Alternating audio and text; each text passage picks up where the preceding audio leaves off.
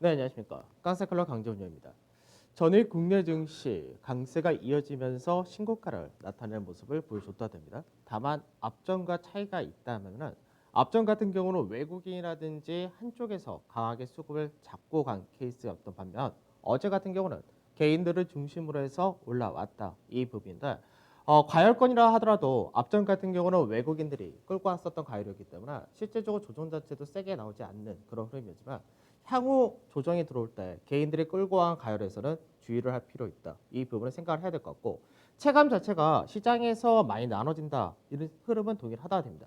다만 이 체감이란 부분이 나중에 시장을 끌고 갔었던 대형 쪽에서가 조정을 받을 때 외적으로 올라가지 못했던 중소형이라든지 이런 쪽에서가 반대로 강세 뛰기가 더 어렵다라는 부분도 생각하셔야 되겠습니다. 자, 오늘부터 이제 추구 전략 관련해서 하나씩 말씀드릴 텐데 우선 어제 시장부터 보면서 진행하겠습니다. 자, 전일 국내 증시를 보게 되면 거래대금이 17조 7천억, 거래대금이 여전히 많은 상태 이어진다가 되고 지수상으로는 이제 0.5% 상승한 2,745포인트까지 올라갔다 됩니다. 우선 외국인이 어제 같은 경우는 소폭의 매도를 했다가 되죠. 물론 업종별 종목별로는 차이가 있었다 됩니다. 근데 이제 가장 크게 문제가 됐던 거는 기간에서의 9,200억이라는 대규모의 매도가 나타났다가 됩니다. 그래서 어제 같은 경우는 장중의 베이시스도 상당히 약한 그런 흐름을 보여줬기 때문에 베이스 약화에 따라서 프로그램 쪽에서도 4,200억이 출회되는 모습을 보여줬다 되죠. 그러다 보니까 상승 종목보다는 하락 종목이 월등히 많은 흐름을 보여줬다 됩니다. 그러면 실제로 외국인과 기관의 매도 물량 약 1조 정도를 개인들이 대규모로 매수했다가 그런다. 앞전같이 8월달이라든지 10월달 이때 11월 말 이때 같은 경우는 시장에서 MSCI 리밸런싱이라든지 이런 기계적인 물량이 떨어질 때 그때 물량을 개인들이 봤다면 어제 같은 경우는 개인들의 물량이 떨어진 걸 받았다. 이게 아니라 개인들이 강하게 샀다. 이 부분이 있습니다. 그 다음에 선물 쪽에서는 약보합으로 마감이 되었다 되죠. 그래서 선물 같은 경우는 이제 605계약 정도 외인들이 매도를 했다가 되고요. 그 다음에 누적 순매수는 이제 34,000개 정도로 이제 비슷하다 됩니다. 그래서 최고치 대비해서 10,000계약 정도 축소된 부분 비슷하다가 되고 이제 어제부터가 이제 약간 롤오버가 시작이 되긴 했는데 현재는 롤오버가 절반 정도는 했다 이렇게 보시면 될 것 같습니다. 다만 이제 베이시스적인 부분에서 어제가 워낙에 안 좋은 베이시스를 반영을 하면서 프로그램이 떨어졌었기 때문에 오늘 같은 경우는 프로그램이 매도가 제한되거나 오히려 유입될 가능성이 있다 정도 될 것 같습니다. 그 다음 코스닥인데 코스닥도 결국은 시장에서 2018년도에 고가 라인 때 여기를 넘어가는 흐름으로 간다 이렇게 봐야 되겠죠. 그래서 거래대금이 15조 4천억 정도 나타냈고 그 다음에 1.44%좀 더 강한 흐름을 보여줬다 됩니다. 그래서 외국인이 980억 정도 매수를 했고 기관에서 매도가 없었기 때문에 오히려 수급만 놓고 본다면 어제 같은 경우는 거래소보다 코스닥이 훨씬 더 좋은 수급을 보여줬다 됩니다. 자, 바로 해외 증시 보도록 하죠. 중국 같은 경우는 제가 이 부분은 수정을 못했네요. 어제 이제 수출 같은 경우가 굉장히 잘 나왔다 됩니다. 그래서 중국은 수출입 지표 같은 경제 지표는 요 근래 들어서 여전히 좋은 흐름을 보여준다 그런다. 계속해서 중국 정부에 대해서 미국에서 압박을 하는 상태가 이어지기 때문에 미중 간의 긴장감이 계속해서 이어진다. 이 부분이 있습니다.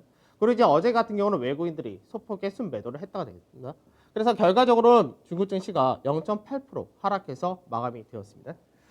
그다음 미증시인데 미증시 역시 제가 이 지수를 수정도 안 했네요. 오늘 하나씩 좀 빼먹은 게 있는데 미증시는 이제 혼조세로 마감이 되었다 되죠. 그래서 미증시 같은 경우는 이제 나스닥 같은 경우가 강세를 보인 반면 다우하고 S&P 같은 경우는 소폭의 약세와 하락을 나타냈다 됩니다. 우선은 브렉시트 관련된 불확실성이 다시금 부각이 되었고 코로나 확산이 지속이 되면서 추가적으로 봉쇄 조치를 할 것이다 라는 부분이 있었고 부양책의 협상 자체가 약간은 지연되고 있다 이런 부분이 있다 보니까 이런 부분은 악재로 좀 인식이 된 그런 케이스였고요. 반면에 셧다운이 이제 12월 10일 날 나타날 수 있는데 그 부분에 대해서 이미 조치를 취해가지고 셧다운이 나타날 가능성을 없앴다 이런 부분이 어느 정도 지수의 하락을 제한시켰다가 됩니다. 그래서 경기 불확실성이 좀 커졌다는 부분이 경기 민감 관련된 가치 주조에서 일부 하락으로 떨어졌다가 되고요. 반대로 이제 테슬라 같은 경우가 21일 날 S&P 편입을 앞두고 상당히 강한 흐름이 이어지면서 성장주 일부가 강세를 띄었다가 됩니다. 그래서 전체적으로 성장 관련된 ETF 같은 경우가 0.07에서 0.5 정도 소폭의 상승을 보였고 가치 같은 경우는 0.5% 내외의 조정을 나타냈다 됩니다. 그래서 전체적으로 테슬라가 좀 강하게 움직였고 금이라든지 은 같은 이제 안전자산이라고도 할 수 있는 이런 금속들이 최근 들어서 반등이 좀 이어진다는 부분이고요. 유틸리티나 통신 같은 방어주가 강세에 뛰었다 되고 반도체 역시 소폭의 강세가 나타났다 됩니다.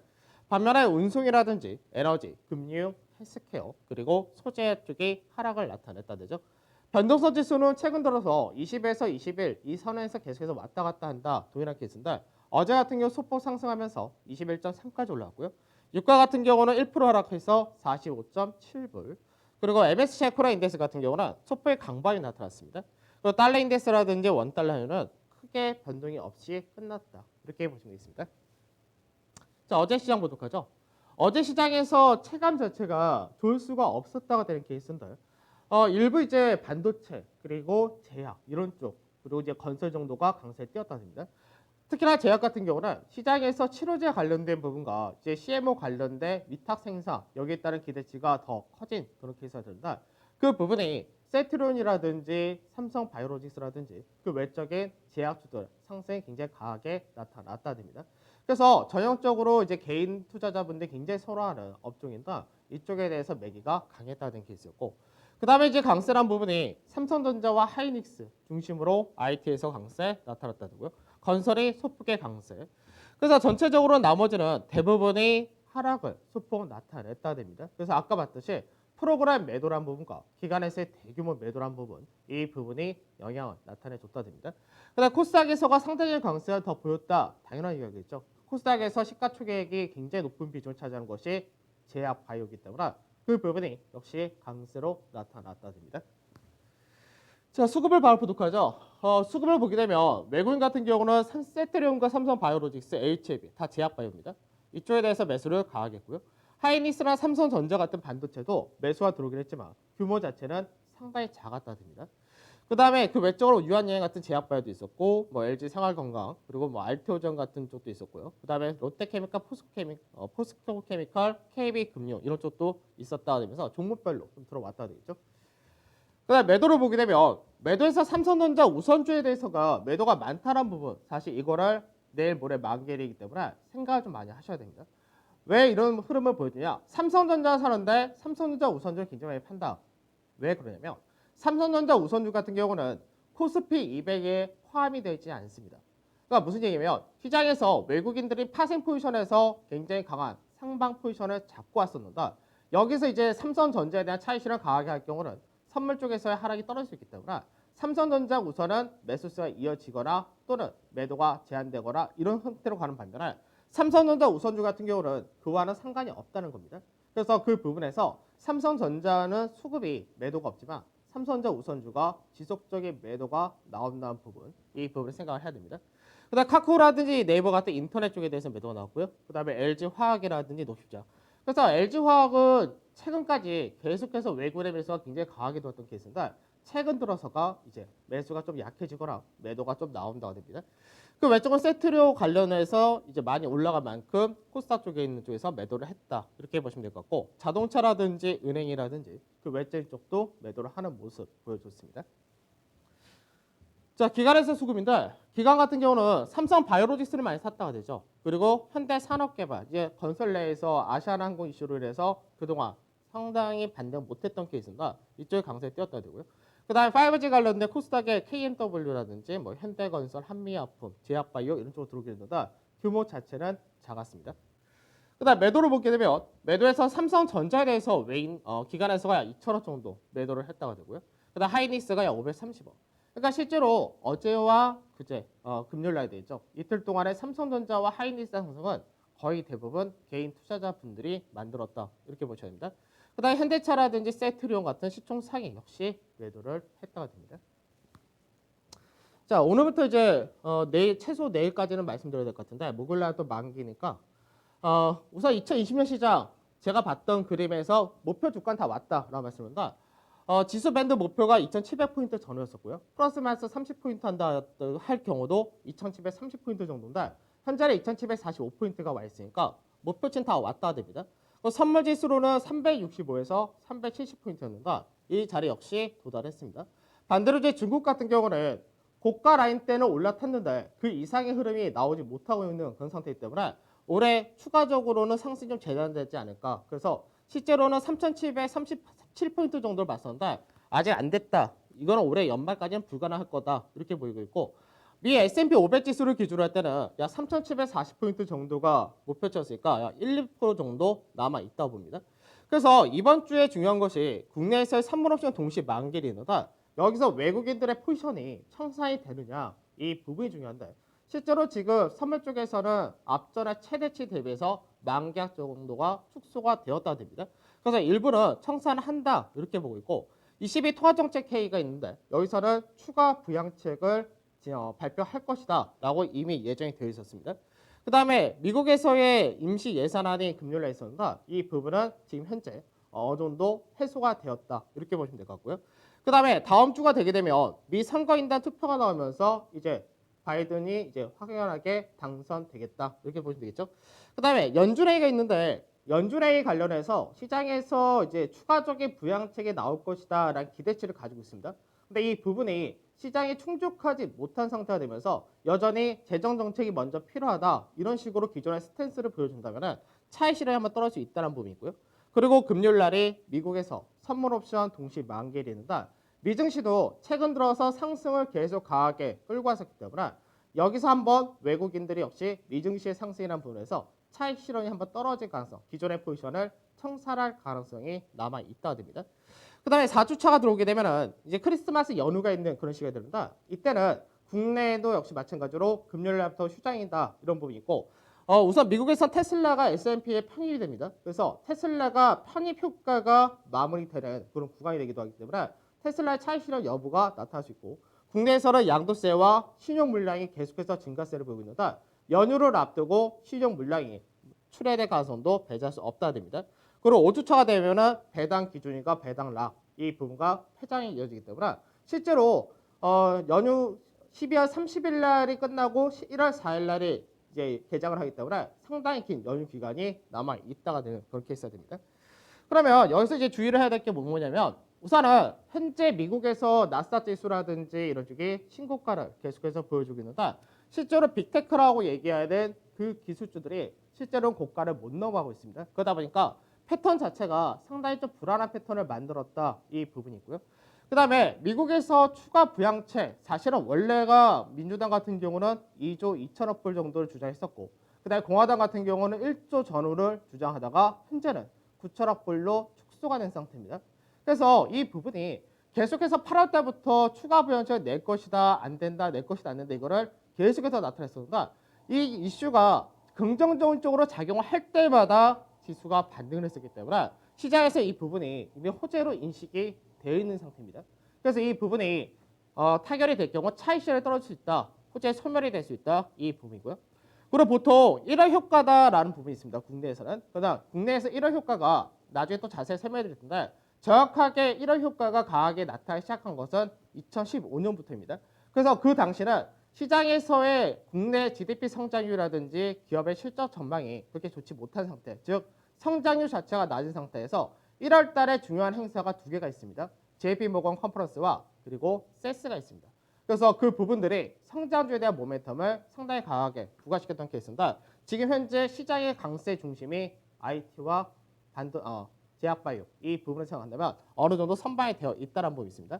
그 다음에 앞전에 설명해 드렸듯이 수출 같은 경우는 기저 효과가 12월과 1월 달 이때부터 둔화된다는 말씀드렸고요. 그 다음에 기술적인 흐름상 3분기 연속에서 상승을 하게 될 경우 그 이후에 순고르기 조정이 분기상에서 나타났는데 이게 월봉상으로 볼 때는 상당히 큰 폭으로 나타난다 됩니다. 그리고 이제 내년 들어가게 되면은 1월 5일 날 조지아주에서의 상원 선거 두 석이 남아 있습니다. 그래서 이 두 석을 민주당이 가져가게 될 경우는 시장에서 얘기했었던 블루 웨이브가 가능해진다가 되는데 이 경우는 그동안 시장에서 상대적으로 안도감을 가졌었던 기술주의 영향이 크게 미칠 수 있다고 됩니다. 그 다음에 11월, 12월 달에 연속해서 상승을 강하게 하다 보니까 파생 포지션에서 상승에 대한 프리미엄이 상당히 높다는 부분이 있습니다. 그래서 12월 만기가 끝나고 나면은 1월 만기까지가 약 18거래 정도밖에 안 되기 때문에 거래수가 상당히 작다라는 거를 생각을 해야 되겠죠. 그 다음에 바로 2월 둘째 주에는 구정 연휴가 있고 그리고 3월 18일에는 공매도 제기가 있는데 여기서 생각해야 될 부분은 뭐냐면 연휴를 앞두고 8월 달에 시장에서도 한번 조정을 세게 받았던 요인들이 여러 가지 있었고 그 다음에 공매도에 관련해서도 역시 시장에선 경계감을 갈 수밖에 없기 때문에 이런 부분들이 시장에서 남아있다는 거 생각하셔야 될 것 같습니다. 자, 그러면은 미국의 시총 상위주들 한 번씩 다 체크해 보도록 하죠. 애플인데 애플 같은 경우는 앞전에 액면 분할을 하고 나서요. 시장에서 굉장히 가파르게 올라오면서 빅테크가 시장 끌고 갔었던 시기입니다. 그래서 이 빅테크의 강세라는 부분이 8월 말과 9월 초까지 강세를 보이고 나서 그 다음에 주가가 급락을 하면서 미증시 자체를 끌고 내려왔다가 되죠. 그래서 그 당시에는 빅테크가 미증시를 끌고 갔었고 그리고 나서 빅테크의 조정이 시장 전체의 조정으로 연결된 케이스였는데 지금 현재는 빅테크보다는 그 외적인 쪽이 상당히 많이 움직인다가 됩니다. 다만 시총이 가장 높은 빅테크라든지 이런 쪽에서 차익이 떨어진다 됐을 때 그 외적인 쪽도 영향을 받을 수밖에 없다 이렇게 되는데 현재 애플에서의 흐름을 보게 되면 주간 차트입니다. 주간상으로는 계속해서 125V라는 자리대, 이 라인대를 넘어가지 못한 상태에서 지금 현재는 상가 패턴으로 전개되고 있고 거래량 역시 전체적으로는 감소세를 보이고 있기 때문에 시장에서 애플 자체가 125V를 넘어가서 추가적인 상승을 보여준다면 시장 자체가 좀 더 상승이 이어진다는데 그렇지 못하다면 상가 패턴 115V를 깰 경우는 밑으로 방향을 잡는다 됩니다. 자, 그 다음에 마이크로소프트인데 마이크로소프트 같은 경우도 마찬가지죠. 앞전에 전체적인 상단 추세 자리대, 이 라인대가 8월 말에서 9월 초 형성을 하고 지금 현재는 상가 패턴을 만들면서 9월 달에 고가를 계속해서 올라가지 못한 상태에서 저점과 고점이 계속해서 왔다 갔다 하는 상가 패턴 역시 진행이 되고 있는 케이스입니다. 그래서 210불을 깨지게 될 경우는 밑으로 한번 쏟아지는 그림이 나타날 수 있다 이렇게 됩니다. 자, 그 다음에 아마존인데 아마존 같은 경우도 마찬가지죠. 시장에서 이제 언택트 관련해서 최대 수혜주 이렇게도 부과되었었던 케이스였는데 아마존도 마찬가지로 3,400에서 3,500이라는 고가 라인을 만들고 계속해서 이 고가 라인대를 넘어가지 못한 형태가 보여지면서 상가 패턴으로 전개가 된다 됩니다. 그래서 3,100배랑 갈 때를 이탈하게 될 경우는 역시 마찬가지로 상가 패턴 하단 이탈형 나타날 수 있다가 됩니다. 그래서 지금 현재 미증시를 왜 생각 한번 해야 되냐면 국내 증시가 따로 갔으면 상관이 없겠지만 현재는 11월 달 시장이 미증시라든지 국내라든지 아시아라든지 거의 전반적으로 동조가 된 거고 동조화 내에서 국내 증시가 훨씬 더 모멘텀이 강했다 이런 케이스이기 때문에 이 강했던 모멘텀이 계속해서 가면 좋겠지만 그렇지 못하고 미증시라는 쪽에 영향을 받는다 될 경우 역시 영향을 받을 수 있다는 부분을 생각해야 됩니다.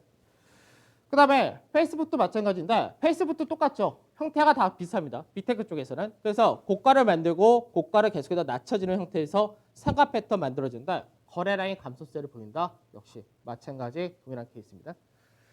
자, 그 다음에 구글인데 구글 같은 경우는 최근 들어서 고가를 넘어갔다 되죠. 근데 구글이 고가를 넘어갔다 해서 윗자리가 현재 보게 되면은 계속해서 올라오던 고가 추세 라인 때 앞전에 그 앞에 봤었던 종목군들도 마찬가지지만 고가 라인 때 왔다 됩니다.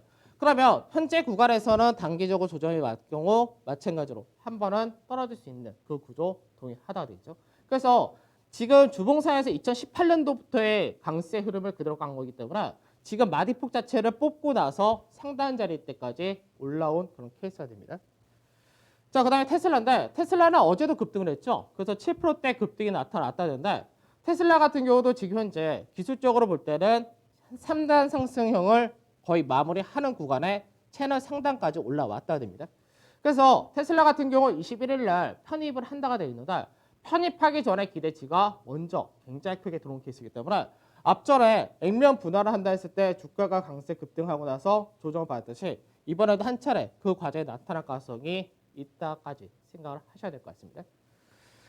자, 그 다음에 필라델피아 반도체 지수 한번 보도록 하죠. 반도체 지수도 이제 최근 들어서 상당히 강하게 움직였죠. 그래서 반도체 지수 같은 경우는 현재 패턴 자체가 3단 상승 아니고 2단 상승형이 되어 있는 케이스인데 고가 라인 때는 어느 정도 진입을 했다는 부분은 동일하다라고 보셔야 되겠습니다. 자, 그 다음에 국내 3분기 분기 차트입니다. 그러니까 분기 차트는 이제 해봐야 1년에 딱 4개가 나오는데 분기마다 현재 흐름과 비슷한 적이 언제였었냐? 그게 바로 2008년도 금융위기 때였습니다. 그러니까 금융위기 때 우선 1차적으로 시장이 다 무너졌었죠.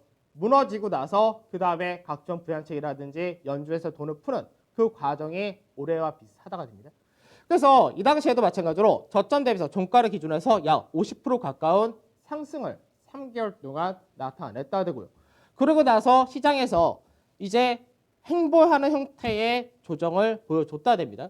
그래서 실제로 그 다음 분기에는 하락은 아니고 소폭의 강보합 정도 나타냈었다는데 이게 분기 차트이기 때문에 3개월간의 합입니다. 그러면 3개월 동안 그때 월봉사에서 어떤 그림이 나타나냐면 고가를 만들고요.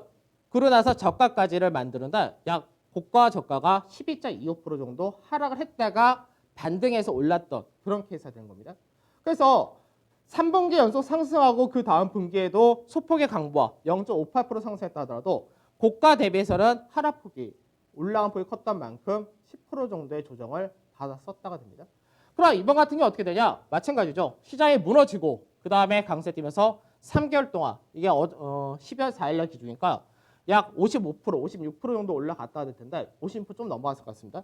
그러면 시장에서 넘어가고 나서 그 다음에 조정이 들어오게 될 경우 조정 자체가 그렇게 아주 가벼운 조정은 아닐 거다 이렇게 전망되는데 기술적인 분석에서도 마찬가지로 앞전에 2018년도에 고가를 넘어갔으니까 고가 돌파 지지받는 과정은 한 차례 필요하다 이 부분이기 때문에 이런 조정을 굳이 얼마큼 떨어질지 모르는 조정을 어느 정도는 대비를 해야 된다. 이 부분 동일하게 보셔야 될 것 같습니다. 자, 전략 보도록 하죠. 마무리 전략 10여 2주차 수정을 했는데 안 됐네요. 그러니까 시장에서 지금 솔직하게 얘기해서 올라가서 실싸면 어디 있겠습니까? 올라가면 더 수익이 많이 나고 더 좋겠죠. 밑에서부터 잡아서 왔는데 당일 수익 크겠죠.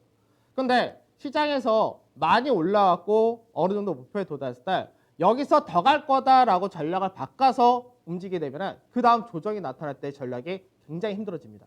그래서 선제적으로 항상 움직인다라는 관점에서 말씀드린 건데 지금 시장에서 사실 전략을 짤 때 제가 전략 짤 때도 한 10가지 중요한 지표가 있었다면 반반일 때가 있고 7대3 정도로 우세할 때가 있고 어느 쪽이 압도적으로 우세할 때가 있습니다. 그러면 지금 현재 제가 보는 시장에서는 전략 자체가 지금 현재는 중립 정도밖에 안 된다 이런 관점이기 때문에 슬슬 준비를 하자 이런 관점이고 시간이 지날수록 5대5가 7대3으로 하락이라는 조정 우세가 더 나타난다 이렇게 보는 겁니다.